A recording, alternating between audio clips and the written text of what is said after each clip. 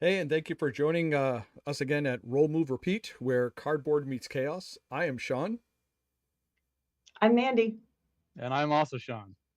Did you guys like steal my hat? Like, I just noticed. Like, are you wearing my hats? Like, what? I Oh, wondered if really? you'd I even could. I noticed. almost. I almost. Oh man. I could. I. I know we were disappointed that you wore a baseball cap instead of the I usual know, one day.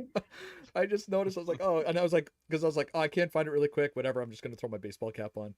Ah, Yeah. you guys. All right.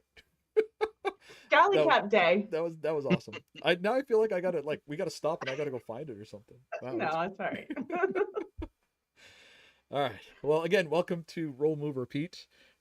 Tomorrow we travel to Philadelphia to go to PAX Unplugged. I almost called it PAX East. We go to PAX Unplugged, and so we are gonna have a great episode today about some things about PAX Unplugged we're looking forward to, and then some games that you can just throw in your backpack and go and maybe like while you're waiting in line or just pull it out and just start playing. Um, so why don't you all sit back, get comfortable, grab your favorite beverage, join us in the chat because we'd love to hear from you.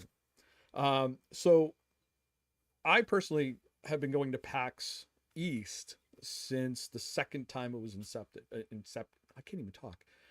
Since it was That's a great word. since the inception It's, of PAX East. yeah. How about you guys? I think 20. I think I went to the third one because I remember you went to the second, in its second year, and you said like, "Oh my God, Sean, you have to go to this next year." So the next year, I think I went for maybe one day, and there was like I think 2012. I think it was like oh my gosh, I have to go. And then so the next year I went all 3 days, and I bought my wife for one day, and at the end of that day she said I'm coming all 3 days next year. So, and we've gone every single year since. That's great. Mandy, when did you start going? Was it 2 years ago? Uh, 3 years ago? nope, it was before the pandemic.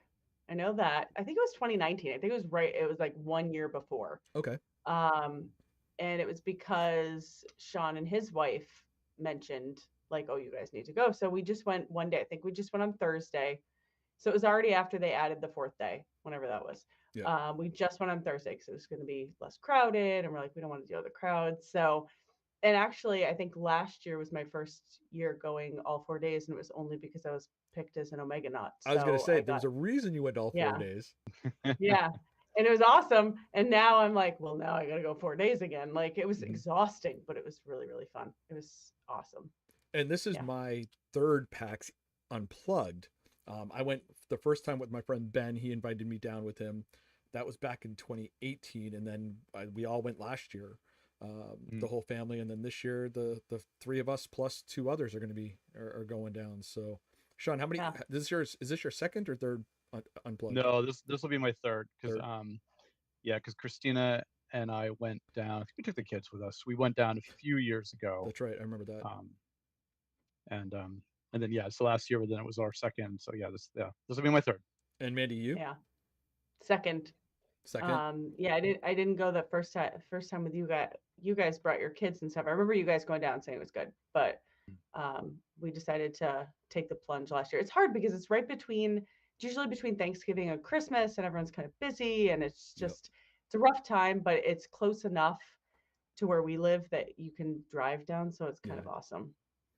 Yeah. Yeah, can't pass it up. Just think you guys get to get to sit 6 or 7 hours in the car with me while we drive I down. thought you were just gonna say 6, 7, and I was like, don't Yeah, you even, I If can't believe you got it. It made 4 right? podcasts until you said 6, 7. if Rebecca's Ugh. listening, hi Rebecca, I know you're listening and doing your whole thing this whatever.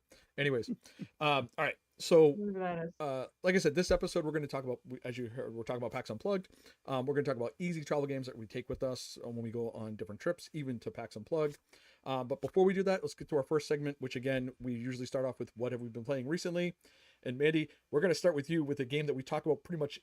I think we've talked about every episode on this thing because you finally got to play it. I did. Yay. I got to play. It was great. It was so fun. It was funny because I feel like we usually when we play games we like chat and hang out for a little while, but we were like we got to your house, we played the game, we left. We're like, bye. All right, we played the game. But it was really fun.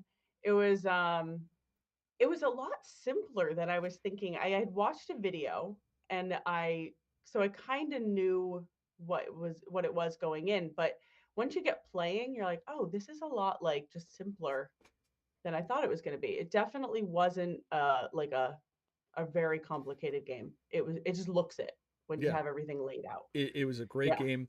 And again, for the people Mhm. that have not heard or joining us for the first time, Kabongo is a tableau building game where you're literally putting animals into a sanctuary by making sure you have what they eat in the sanctuary.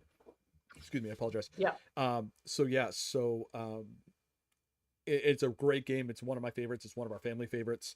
Um, so yeah, definitely. It's one that if you have not checked it out, please check it out. Yeah. So Oh, and it's the designer is Matt Brown and Zara Reed it's probably. Zara Reed, And we're getting better at this. And the publisher Good is job. Mazaza Games. Mazaza Games. That's right. That's awesome. Yeah, I was really hoping Yeah. they were going to be. That's because I met them last year at PAX Unplugged, and that's how I heard this Oh, game. did you? Yeah, they were there. It was Are they great. not going to be there? No, I haven't seen it. I looked through the whole thing, and I didn't see them there Yeah. this year, so kind of bummed Darn. out. But Yeah. all right, next one. We're going to go to Lento. You finally got the group together to play. Yay! First time in, gosh, I mean, it's been months since we last played. Was it almost a year? Yeah. Was it really? Yeah. Yeah, it was good. We won the scenario. Actually, it was kind of an easy one. Almost felt a bit of a letdown for our first time back, and it was a bit of an easy one. We just had to kind of race for the end. But yeah, I think most of us hit our goals. So Gloomhaven it's a dungeon crawl. It's a fairly unique one. A lot of the mechanics are fairly unique to it that a lot of the other games haven't done. And so yeah, it's fun. We're all working together. Fighting monsters. And in this particular scenario, the goal was just to get to the end of this big cavern. We were running for our lives, and we made it. We all made it. So on to the next scenario when we get to it. It's funny. We played it, and and it was kind of fun to get back together with the group because we haven't played this in forever. And like Yep. you said, it was kind of like let down. I'm good with that because again, it was our first game back, and if we got trounced, I think at that point I would just rage quit, like forget it, never played again.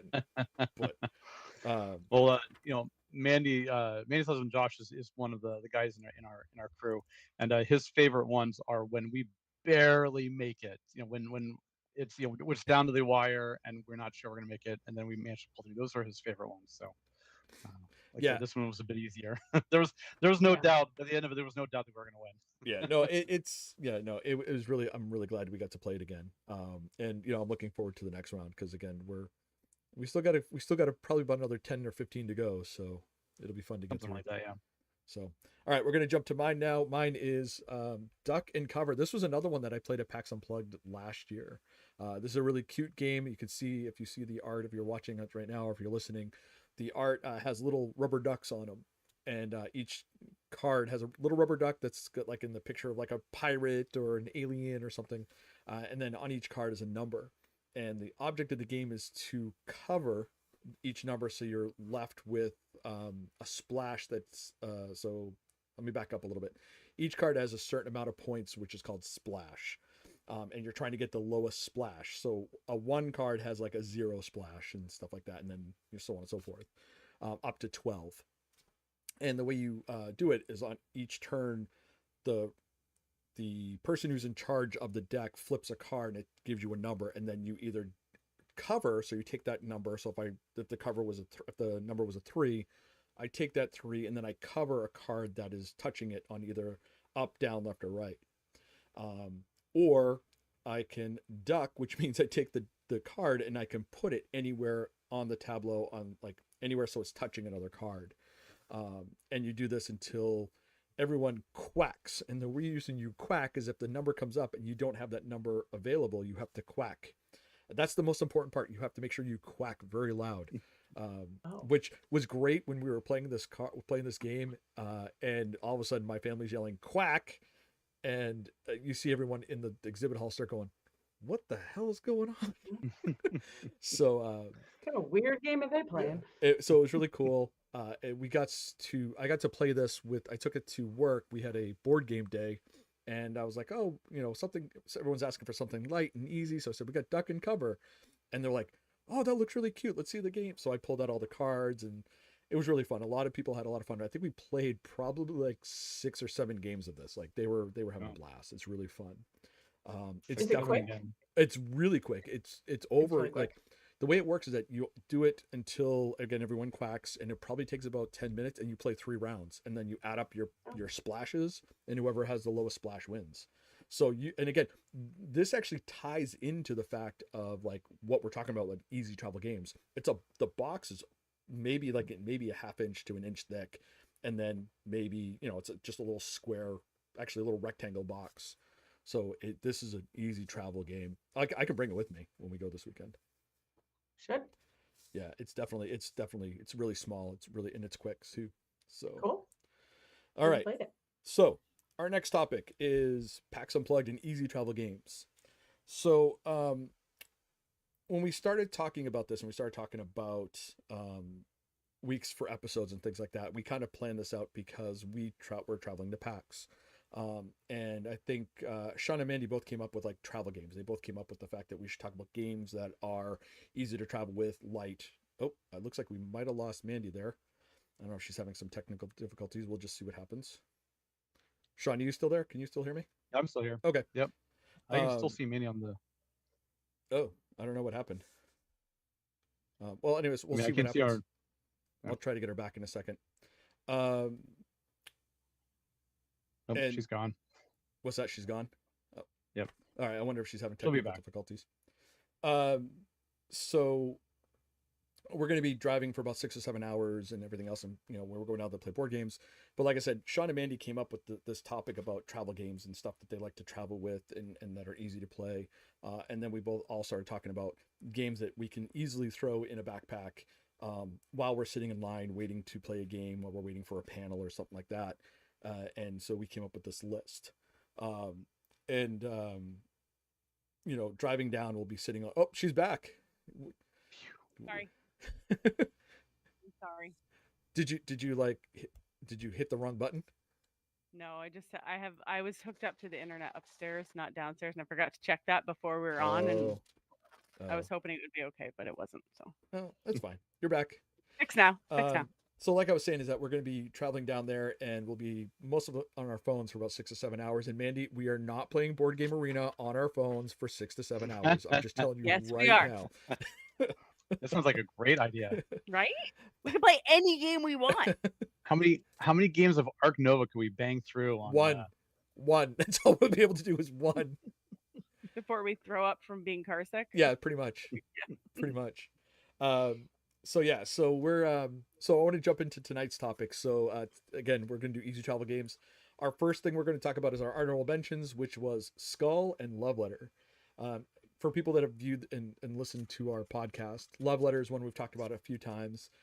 It's an easy, really quick game. It comes in a little travel pouch. It's 10 cards, 12 cards? No, it's more than that. It's like 15 cards, I think. And Skull is literally a square box that has a bunch of little things in it. It's I forget what they're called. They're They like look like coasters. They look like coasters. Yeah. Yep. Drink coasters. Josh is saying we Skulls can are good. Three games of Arc Nova in. He's calculated it. Skull is a good game. If we ever talk about party games, Skull is a good It is a good party good game. one for that. Yeah, It's a very good party game. Yeah, and it's a really good party game, and we'll talk about that coming up. But that's our honorable mentions. Those things travel really, really simple, really easy. Like I said, throw them in a backpack, take them out. All right. So the first one we're going to go start with actually me tonight. We're going to start with mine, which is Kim Joy's Magical Bakery. This was put out by Ben Kepner, and Skybound Tabletop is the publisher on this. I actually got to play test this through Skybound. I'm a play tester through Skybound, and I really appreciated them letting me play test this. This was actually play test during the COVID era, so I get to play this on tabletop. And basically, you are co-op. Now, again, I'm saying co-op, and which doesn't play in this house very well, but this is a really fun game. So basically, you are working in a bakery, and you're working together to fulfill people's requests. They want cakes, they want pies, they want cookies, they want all these different things. And the way it works that you each get a set of cards, and you have, I think, 3 actions to do it. So I can trade cards with someone, but they can't have more than 4 cards in their hand. They can trade cards with me, so I can have it. So when I need to make a dessert, I can have the flour, the milk, and the eggs, or I can have, the butter or the shortening and stuff like that, so I can make what I need to. And then if you can play the solo too, which is good, since then it gives you like a star rating. So what it is that at the end, after you do so many things, and it plays, you have to, and I'm stuttering here and I apologize, you have to make sure that the people don't fall off. So what's going to happen is that, like, this person wants like a cake, so you have to try to get this cake, but then the next person walks in, and it's really cool because the animals are really cute on this. It's really a really cute little game.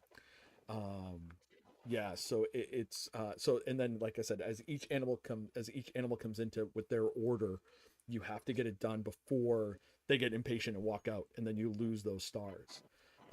One of the things that's really cool that you can do with this is, if you want, you can actually turn this into the British, the Great British Baking Bake Off or bakery show that Kim Joy was a part of. That you can actually put timers, so you can actually say, we have 10 minutes to get this done. So you start doing this frantic thing, and then you gain stars if you get it done quicker and everything else. So again, this box is really small. It's just a bunch of cards. It's really easy. It's one you just throw in your backpack and go. It's really cool. Do you have this one? I do have this one. Yep. Are you bringing it? I am bringing it. Yep. Good. It'll I want to play it now. You talked about it. I'm like, yes, I want to play that. Yep. I will be It bringing sounds like Overcooked, but like not online. Not. It's a pretty video much game. like that. I was about to say that too. Yeah. It sounds like Overcooked. It's pretty much like that. You have to, again, the animals cycle in on what they want, and it's pretty cool. Cool. Yeah, so it's a really fun game. Like I said, I got to play test this, and I got to play test a couple of scenarios of it, and like I said, it's co-op, so normally that doesn't fly in our house pretty well, but this is one that we really like, and Rebecca likes it too. We played it, I think, once or twice, so it's pretty Cool. good. Allison, not so much. She won't play this, but Just won't even like straight up. Nope. uh, Co-op. Did she try it? I don't even know if she tried it yet. I'll have to see if I can get her to play it. Maybe you guys can like push her into playing it. Maybe she should watch this podcast and then Maybe know how good it is. I'm hoping she's watching right now. She's sitting down in Georgia, so hopefully watching from her hotel room. So yeah. So, all right. So yeah, Allison, if you're watching, you're gonna have to play this with me. Per Mandy and Sean, they both said you have to play. Yeah. All right, we're gonna go to a dino one. So Lento, you have your Tiny Epic Dinosaurs. Yeah. So Tiny Epic Games is designed by Scott Alms and it's published by Galen Games. And Galen Games has a whole series of games called Tiny Epic something. And they all come in like this very small box. They're all the same size. Every single one's the same size. And they have a variety of different games. Do you want a co-op game? Do you want like a fighting each other game? Like they kind of run the whole gambit. And they kind of their whole kind of their shtick is that you don't need to have like this huge box. The game doesn't need to be massive. You can still have a pretty good game in a small package. So kind of perfect for traveling. So this is the only Tiny Epic game that we own, but I do want to check out some of the other ones. So for Tiny Epic Dinosaurs, you're dino ranchers. You have a ranch. You're raising dinosaurs, and you have to keep the meat eaters away from the herbivores. You have to feed them, and then you are collecting. You you're trying to get enough dinosaurs. You're getting orders, like people from whatever, you can figure Jurassic Parks or zoos or whatnot are they have their orders, and most of the orders are public, so you're all kind of going for the same ones. You can get some private ones, and so you're trying to get your dinosaurs, and you have like this on your little map. You can move the fences around to try to keep everything separated. Um, and it's one of those games. So it's very cute, and when you first start playing it, it looks like it's fairly simple, but it's very deceptive. Because we discovered very quickly that there's actually like pretty good strategy in there that it's not evident right at first. But it's a lot of fun. We've played it a few times. Um, And yeah, Tiny Epic Dinosaurs, which is a very cute game. And one thing I should add is that they had, instead of having like a big cardboard board, what they typically do is they have kind of oversized playing cards that you kind of put together to make the boards. So I was gonna say making it it's got that make it very cuteness. It's got that yeah. cuteness look to it. But I've seen that for Tiny Epic Zombies that they have too, which is another one that they put out. And you're like, oh, this looks like it'll be really easy and really fun. And then next thing you know, you're like, oh god, what I got into. Yeah, no, they're great games.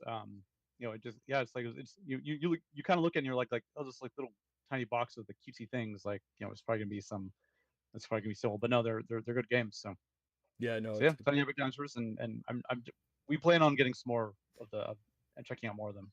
yeah, I have Tiny Epic Zombies somewhere. I know it's sitting over on that shelf there, which I've only played once, and I even played a half of it. Now, Mandy, do you play any of the Tiny Epics? I've never heard of them before. Really? So yeah, never. Oh, so I guess Sean, you're gonna have to No. bring this one so Mandy can play. Yep. Yep. Sounds good. I love learning new games. I just want to only learn new games, which is against everything my husband believes in. I think we all have the same problem. Like we love learning new games, and our partners are not Yeah. so. They're like, can we just play the same one time? Actually, no, I shouldn't say that because Christina likes learning it. She just doesn't like learning a bunch of new games at once. Yeah. She's like, okay, I'll do one new game a day, but I'm not gonna. I don't want to go and learn like 15 games in one day. So, like we did on camping weekend where we learned like all those new games at once. Wow, we are having technical difficulties tonight. I want to apologize. It's not my fault this time. No, that is not your fault, and I apologize profusely. I don't know what's going on tonight, but we're just going to keep plugging along because the show must go on. Mandy, you were stat. Oh, there's Sean. He's back. Oh, he's back. He's back. I don't know what happened. You disappeared there for a minute. So it's you disappeared. Oh, I thought you guys disappeared. I'm not hearing him. Oh, now he's gone. Oh. Except I see him on my side. Yep. I don't know what's going on. So we're just going to have to keep plugging along. As they say, the show must go on. So Mandy, I'm going to bring you back in, and we're going to talk about your game, which is Taco Cat Goat Cheese Pizza. All right. This is I feel like it's becoming it's a pretty popular game, especially with the younger crowd. If you have kids who like board games, card games, it's a teeny tiny box. It's like this big. It's so little. It is, let's see, the designer is Dave Campbell, who apparently also is the artist, and the publisher is Dolphin Hat Games. And if you've never played it, it's super simple. You just kind of go around in a circle saying, like, putting down a card that you can't see. Everybody has a stack and it's just upside down. You put down your card and you go around in a circle saying taco, and the next person will say cat, the next person says goat, and just keep going. And as soon as whoever puts their card down and it matches what they just said, everyone tries to slap the pile, and the first person to slap it gets the cards, right? Yeah. I haven't played this in a while. Now I'm questioning whether or not I'm playing this right. It's the last person to slap gets the pile, because you're trying to you're trying to get no cards. You want no cards, right? Yeah. Right. So the last person to slap the pile, which totally goes against everything I said last time about Slamwich, like, and how I don't like slapping games, but this game I really like. But anyway, so you do that. But there's also there's cards in there. I think there's 3 different ones where there's one of them, I think it's Groundhog, and you have to like knock on the table and then slap the card if that one comes up. There's not gorilla. Is it gorilla where you have to like there's like beat on your chest? There's narwhal, which you have to go like this. Yep. And then I forget the last one. There's hamster. Was that something about beating? Maybe on your gorilla. chest. Maybe it is gorilla. I think it's gorilla. So if any of those cards go up, you have to do that thing and then slap it. And so, of course, because everyone's kind of in a rush, they do the wrong thing or they do something really bizarre. Like, I feel like there goes Sean again. I don't know. Yep. I feel like I usually like do a narwhal and then beat on my chest and then hit the thing. And I'm always like the last one. I'm terrible at this game. But it's so fun and it's so fast and everyone just has a great time. I would suggest taking off any rings because you get like a lot of slapping on the top of rings. So, yeah. But otherwise, yeah, really great game. Teeny tiny, very easy to bring along.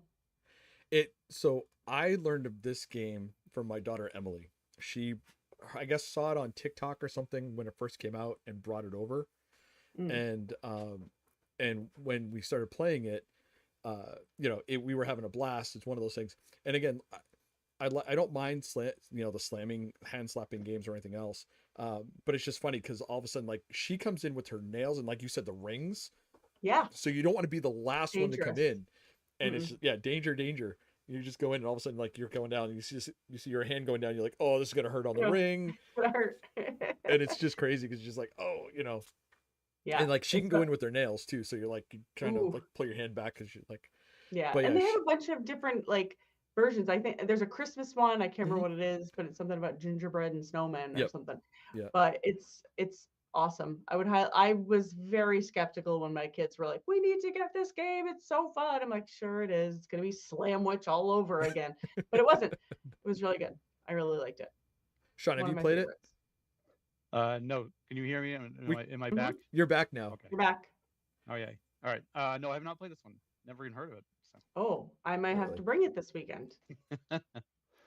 I just see the car building up with more and more games. They're all little games, though. Yeah, true. So, but that makes just one big game, right? So that means when we buy our other games to bring back home, it won't matter, right? Exactly. Exactly. And we have a big van. It'll be fine. Plenty of room. So okay, so now the next one. We're gonna be buying a trailer in Philadelphia to haul behind us. I'll be flying home to get my truck so that way we can just load up the back of it. Told you guys we should have brought a truck.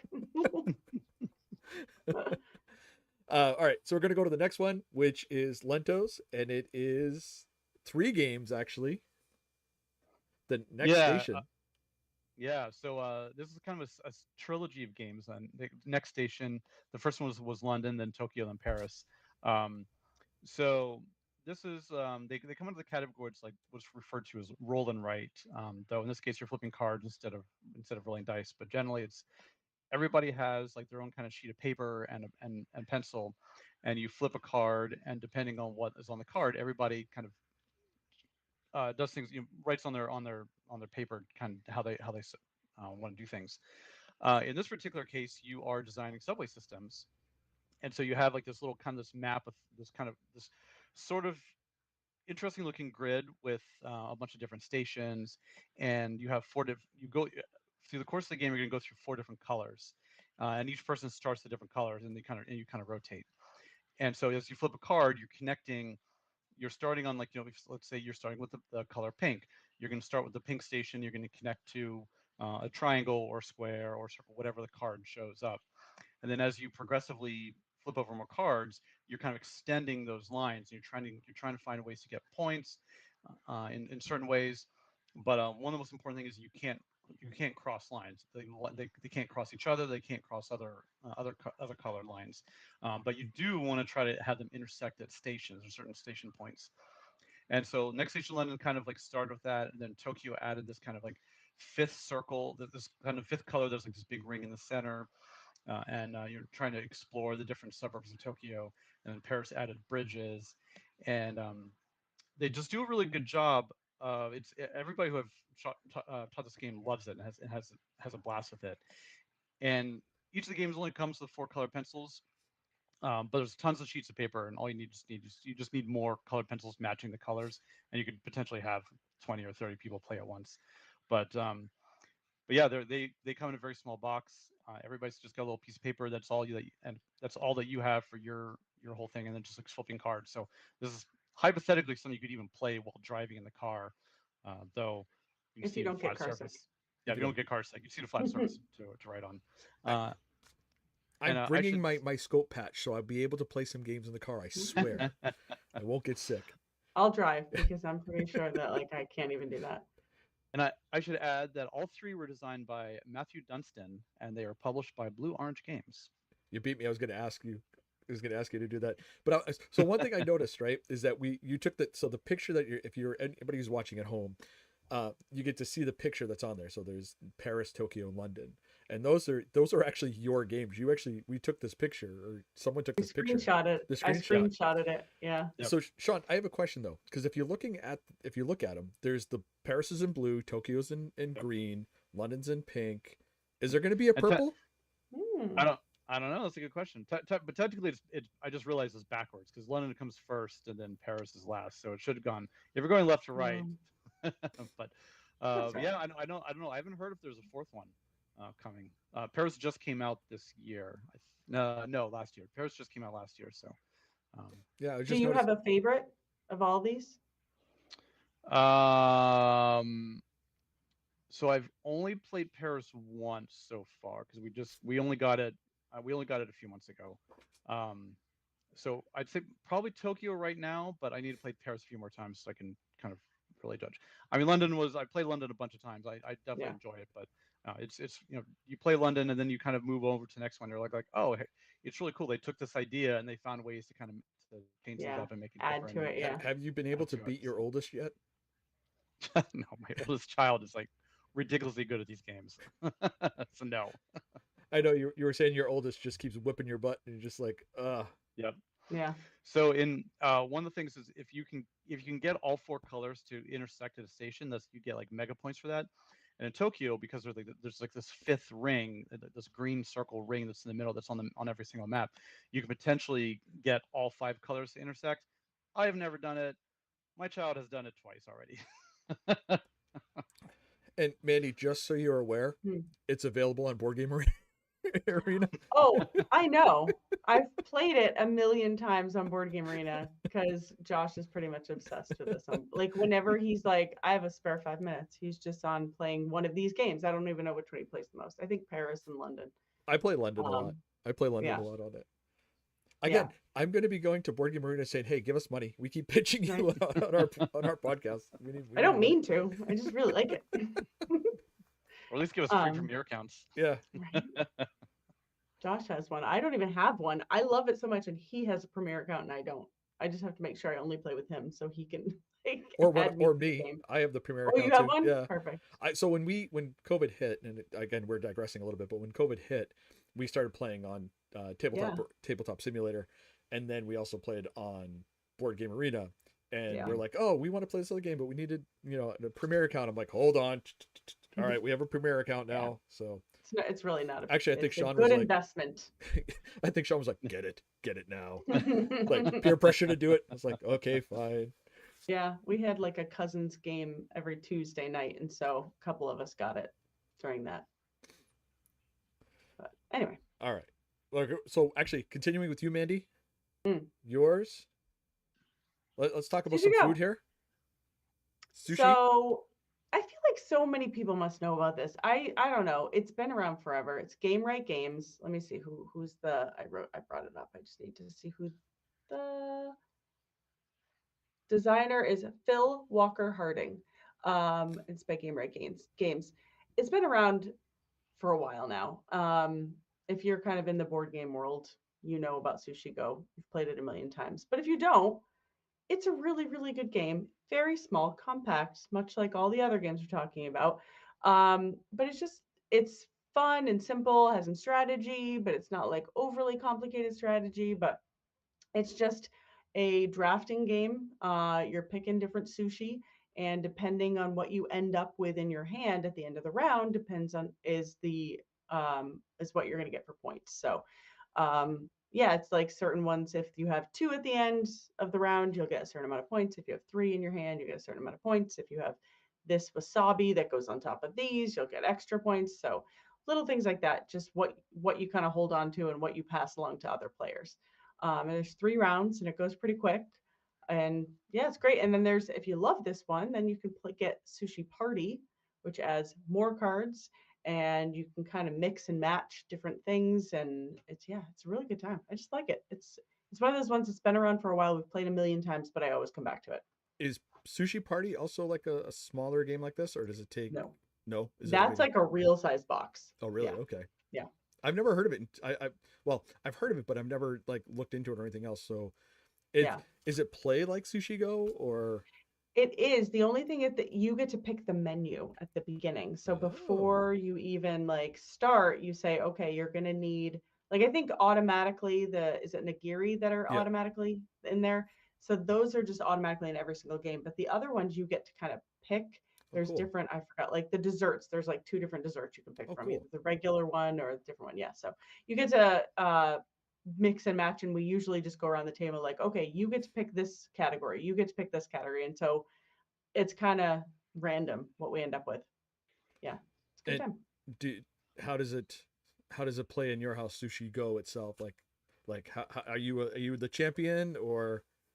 It's been a little while since we played, and I feel like last time we played, the kids, it was really hard to get them.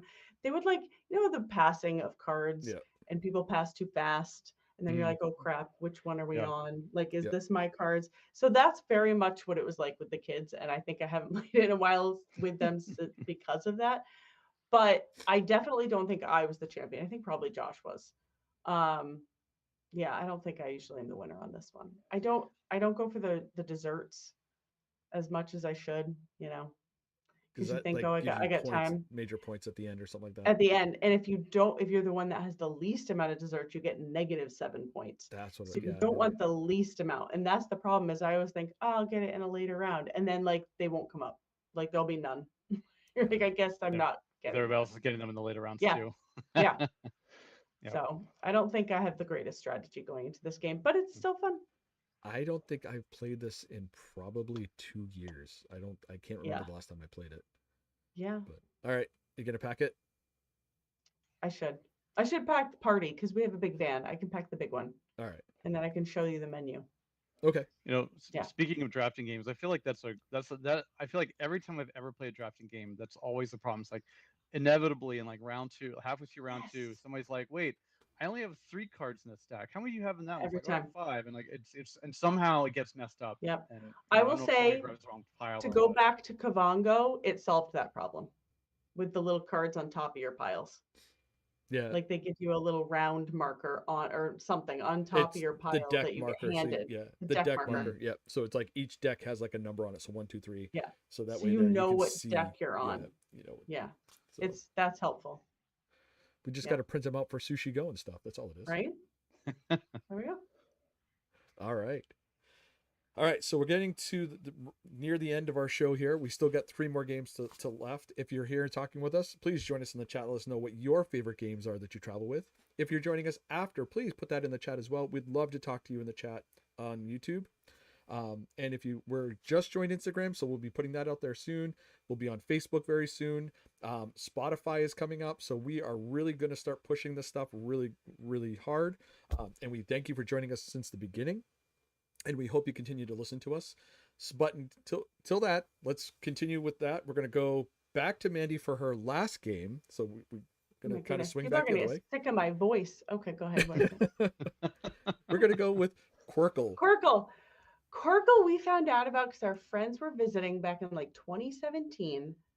And they're from England, and they were visiting. And they're like, oh, you love board games. Let's play Quirkle. And we're like, we've never heard of this game. What are you talking about? Like, how have you never heard this? We need to go get it. And it comes in a regular size box. But the whole game is just, if you look at, there's just these little tiles, and they're all kept in a bag. So you could totally just bring the bag with you wherever you go. And it's kind of, I don't even know how to explain it. If you've never played it, you just want to make lines of colors and shapes, but each line cannot have the same color or the same shape.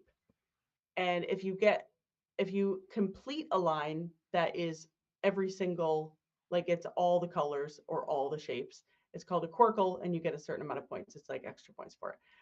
And you just keep going. It's building a grid. It's the points are kind of, I think of Scrabble, where you count like each, if you put a letter in between things, you count that letter going up and down or whatever, or like left and right and up and down. It's similar to that in at least the scoring, but it's just shapes and colors, and it all comes in a nifty little bag. Very handy. Yeah, it's good. Nice. Yep. I've never played it. I actually, when you told me you were going to talk about it, I put Quirkle and I spelled it Quer, and I was like, I can't find this game. Is this even a real game? And then I looked it up and I was like, oh, there it is. Sean, have you played it? It's pretty simple. I know. I never played it before. No? All right. Another one. No. Pack it. I gotta say, it's by Susan McKinley Ross, and it's put out by Mindware. Oh, cool. Yeah. All right. I just realized that we didn't talk about my second game. We talked about my first one. We didn't talk about my second one. I was trying to think what your second game was, and I was like maybe he talked about it when I was like off air briefly because I was figuring out my price. So yeah, I just. So we're gonna jump to my second game, which this is just a big cluster of a game. It's called Happy Salmon, and it is so again another game that I learned at PAX. This one I learned at PAX East. This is just chaos in a bag. And if it actually comes in a box, there's the older version is a box, but now what they did is they put it in this case that looks like a salmon. It's this little, fabric case that's got all the cards in it. And basically each card has its own thing you got to do. So there's, I think, 4 cards. Yeah, 4 cards. Pound it, high five. No, 3 cards. Pound it, high five, and switcheroo. The whole thing is that you're trying to find someone in the group that you play with. So you have to play this in a group. So like at least 4. You can do 3. It's a little less, but 4 or more, and you can actually combine more cards into it, more packs. So you can actually play this pretty big party. And what you're trying to do is find someone that's got the same card as you. So if you got the pound it, you're putting your fist up because you want to, pound it. High five, you put your hand up for a high five. Switcheroo, you're swinging your finger in a circle trying to find someone to switch. And when you pound it, and this goes against every fiber in my being of what not to do with games, what not to do with card games. You literally, once you pound it, high five someone or switch with someone, you throw the card on the ground and go to the next card. Because the object is whoever gets rid of all their cards from their hand first wins. And it just gets really, really chaotic because you're yelling, pound it, pound it, pound it, and everyone's yelling their switcheroo, high five, and you're trying to see what everyone's doing. The funny thing is you can do this as the quiet game, so no one's allowed to say anything. They just got to do whatever it is. So you can, if you're doing a high five, you just put your hand up and someone high fives you, and then you drop your card, pound it, or a switcheroo. Switcheroo is you just switch places with someone. So if you like, I was gonna ask. Okay. Yeah, switcheroo is like you literally you both just switch places where you're standing. This is a game you kind of have to stand up to play. And like I said, it's just mass chaos. And the funny thing is that when you're doing it and you have a large group and just hearing everyone yell, pound it, high five, switcheroo, pound it, like everyone's just yelling and screaming their cards. It's just mass chaos, and it is so fun. When I got this, again, I got this at PAX East, and I got 2 packs of it, and so you can play up to, I think, up to 10 people. And I had little cousins that came over at the time, and we were playing this, and we were literally playing in the dining room, and we were literally throwing cards on the ground, and at the end, like, we're collecting them all up and everything else. And at the end, I was like, oh, these cards, they're throwing on the ground. You shouldn't. Why are we desecrating the cards by throwing them on the ground? But then we played it again, and so it's just one of those things. That's how it goes. Yeah, so this game, it's kind of funny. So it's a really, really simple game, but it was created by Ken Gruhl, Quentin Ware, Matthew Inman, and Ellen Lee. North Star Games and Aiello put this game out. So it's just a fun game. If you ever get a chance to see it in anywhere, totally check it out. It's totally a playable game.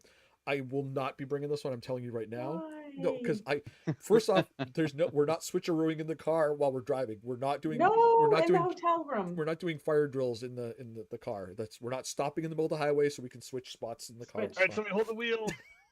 Always stop. Okay, the driver can't play. We'll just have a rule: the driver can't play. Yeah, we just don't want to kick him in the head as we're trying to jump from the front seat to the back seat and everything else. Although that would be funny. I'm just imagining right now one of us is driving and the other one's getting kicked in the head as as someone's jumping from the front seat to the back seat. But all right, fine. All right, I'll pack it. Yes. All right, we'll pack it. This sounds fun. Yeah. I want to play. I like crazy games. Yeah, this is just mass chaos. Yeah. All right. So we're supposed to go to my next one, but I think I'll end this segment this time. So we're gonna go back to we're gonna go to Sean with his third one, and Sean, yours is another roll right, flip right type game. Yeah.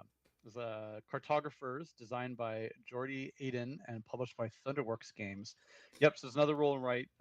This time you are, I guess, kind of similar theme. Like last ones you were designing a subway system. This one you're just drawing a map.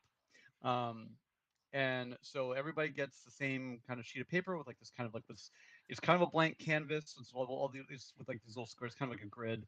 And there's like some mountain ranges and a couple other things in there that you have to kind of work around. And so there's 4 seasons, so there's 4 rounds, and in each season there's 2 ways to score.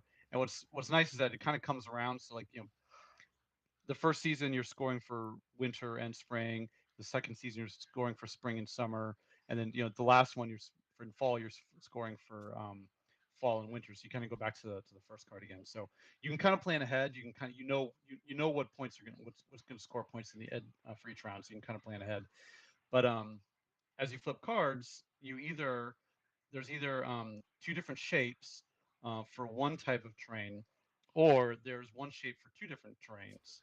And so you're drawing on your map, and you can basically put stuff wherever you want. And you're drawing these shapes on your map with the different terrain types, trying to plan ahead to score. And there's things like some of the scores might be like have the most number of score for how many trees you have in one contiguous line, or how many farms you have next to houses, or just like every diagonal line across the map. And so you kind of go in rounds doing that. And then also what's fun or chaotic is that every now and then you flip over like a monster card, in which case you then pass your map to the person on either your left or your right, depending on the card, and they draw monsters on your map, and monsters score you negative points unless you can kind of surround them with things. And so then it's a matter of, well, does the person the people that you're passing to, are they going to be nice to you, or are they going to try to screw you over as much as they can? Um, so yeah, we've had a lot of fun with this game. This might be my oldest kid's favorite game. And yeah, it's another one is a small box. It's just all you need is pencils and sheets and the little sheets of paper and the cards. Super easy to travel with. A lot of fun. And they have a new one out, Cartographer's Heroes, which is a similar game, but they added more monsters, and they also added hero cards that can fight the monsters. So we've played that once, and it was That's cool. interesting. So yeah, That's really cool. We'll have to give that another try.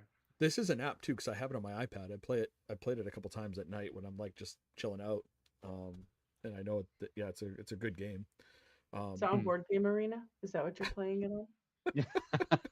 I haven't looked. I know it's an iOS app. I know that's on there. So gotcha. So that'll be for you to figure out. I'll figure it out right now. I'm just gonna call you Miss Board Game Arena, Miss BGA. Hold on, I'll tell you in a second. She's gonna look it up right now. So yeah, so Sean, with the Heroes game, like you said, like, is that still fit in the same box? Is it bigger, smaller, or is it? It's technically a different box. Okay. The maps are the sheets of paper of the maps are a little different. It's got a bunch of different cards, so it's technically a second game. Now, I think I remember us playing this at PAX East one year. Was that? Yes, right? that's where I learned how to. As with many games, that's where I first played this, and it's like, oh, this is fun. I should get it. I remember us sitting down and playing it. I think we all learned it together. I think it was me, Christina, you. There was a bunch of us. Because I think there's like 7 of us. I mean, and that's the great thing about these games, is you can have 20 people play at the same time. Yeah. You're not limited. You're not limited to that 4 or 5 players that like so many games are limited to. Yeah, I mean it falls under that category too, where like Welcome to and stuff like that come in, where you literally, they say up to 100 players can play because all you need is a pencil. Mm-hmm. Yep. It is on Board Game Arena. Oh, it is. Okay. You don't even need a pencil. Thank you, Miss BGA. You're welcome. It's your new nickname. So from now on, when we introduce ourselves, you have to instead of being Mandy, you're just gonna go, "I'm Miss BGA." That's right. I'll let you know. I should just log in and just have it up, just in case, at all times during the podcast. People have asked us if we're gonna play a game on here, and I was like, I don't know how to do it, and like, well, and then I was thinking, like, Sean, we used this when we did the play test of that other game a while back, and we had to record it. I'm wondering if it's the same thing. So maybe we might play a game on here, a short game, coming up maybe within the next, I don't know, maybe in the next couple of months when we do this again. maybe we'll have to play a board game on We'll have to. Board Game Arena We'll have to. just to appease Miss Board Game Arena. That's what we'll have to do. Right? Miss I have to BGA. say, also, we've not ever mentioned Rodney at all, and I feel like we should. He has a video for this, which is it's right in my face. But like, he's awesome. He's Oh, if yeah, you I've- ever want to learn rules, go to Rodney videos. He's great. I've learned how to play so many games thanks to Rodney. Yep. I have my Rodney shirt I'm going to be wearing at PAX. So Nice. Rodney, if you're listening in or catch us later, thank you for all you do for us. Yeah. And that's awesome. not excluding anybody else who does games. I have a couple of personal ones like Paul and John who do them as well. So, but if you guys ever catch our stuff and later on, definitely thank you for all you do with teaching us games, because Yeah. you're the ones that stocked half my shelves for me, because that's how I learned how to play them. So Josh is mentioning Yahtzee, and it's actually funny because the game I'm going to talk about is not Yahtzee. However, it ties into Yahtzee, and I was going to make reference to it. So thank you, Josh, for bringing it up early. For the last game we're going to discuss tonight, which is my third game, is Forget It. I don't know if you've ever heard of this. This game is literally just dice in a bag and a little score pad, and that's it. You can even use just a piece of paper if you need to. I got this for Christmas 3 years ago. And it's, like I said, it's little, you can put it in your pocket. That's how small it is. It's not Wow. anything big. And that's even with the little scoring pad they give you. You just throw it right in your pocket. That's it. On your turn, you roll the dice, and you then choose the numbers that are on there. So it's kind of like Yahtzee, where you're going for a single set of a single row of numbers. So like all fours, all fives, ones, twos, threes, whatever's. And whatever you choose, you put that aside and you roll again. And then if you get fours and so on, you just keep matching them. The drawback to this is if you roll a forget it, so on each of the dice there's a 4, a get, and an it. If you get all three of those, round ends, you score no points. Any point, and so that's the end of it. It stops right there. If I stop at any point, I add up what I show on the dice. If I have 4 sets of dice, it's times 2. 5 sets of dice is times 3. 6 dice is times 4.